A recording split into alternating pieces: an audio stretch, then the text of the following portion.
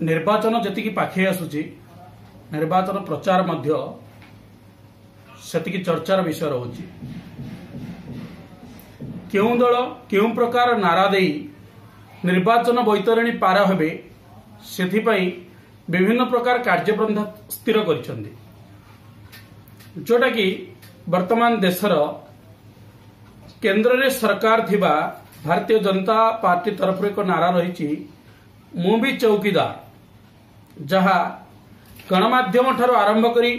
सामाजिक गणमाध्यम पर्यंत सबुठी चर्चार विषय रही प्रकृत में जो मु भी चौकीदार तार प्रकृत भावार्थ कौन प्रकृत में भारतीय जनता पार्टी कर्मकर्ता मु भी चौकीदार ए जो नारा को केते दूर अवलंबन करुचंती ता विषय आलोचना करबा पई आम सहित अछंती मनोज कुमार भंज बीजेपी कार्यकारिणी सदस्य सर जो मु भी चौकीदार कार्यक्रम रही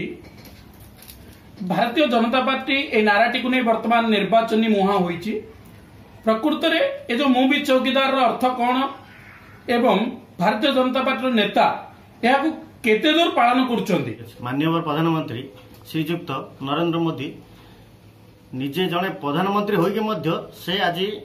निजको चौकीदार परिचय देइछंती से आज भारतर सीमार सुरक्षा दे